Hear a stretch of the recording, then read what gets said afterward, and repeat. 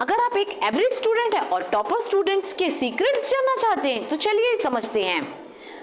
सबसे पहले आपको एक टाइम टेबल बनाना है, ठीक है। एक वीकली टाइम टेबल बनाइए।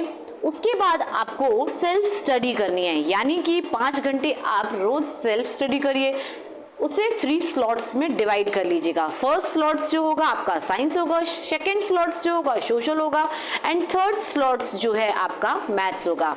उसके बाद आप कंसिस्टेंसी के साथ पढ़ेंगे। आप कितने घंटे पढ़ रहे हैं ये मैटर नहीं करता आपको, बल्कि उन घंटों में आपने कितना पढ़ा है ये मैटर करता है। यानी कि अगर आप 1 घंटे पढ़ने बैठे हैं तो अगर आपने सोचा है कि मुझे ये टॉपिक फिनिश कर लेना है ना, तो आपको अपने टारगेट्स को अचीव करना है। यानी कि ये नहीं कि आप 2 से 3 दिन तक आप जो है उसी टॉपिक पर ही अटके हुए हैं। ऐसी पढ़ाई आपको नहीं करनी है।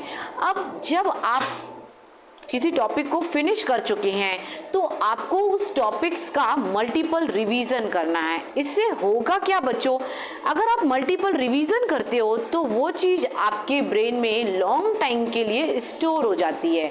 और हो सके तो कोशिश करिए कि आप बोल बोल कर पढ़ें, क्योंकि बोल बोल कर पढ़ने से कॉन्सेप्ट जो होते हैं आप रिलेट कर पाओगे, उसको अच्छे से समझ पाओगे।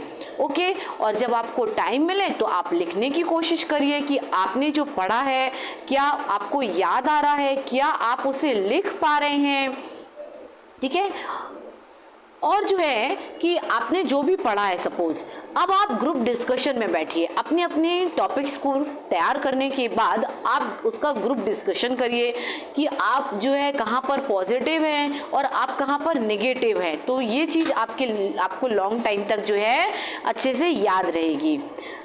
अब लास्ट में आपको करना ये है कि जब आप बिस्तर में सोने के लिए जाते हो तो आप ना जस्ट रिकॉल करिए कि मैंने जो दिन भर में पढ़ा है तो क्या वो सारे पॉइंट्स आपको याद आ रहे हैं या नहीं।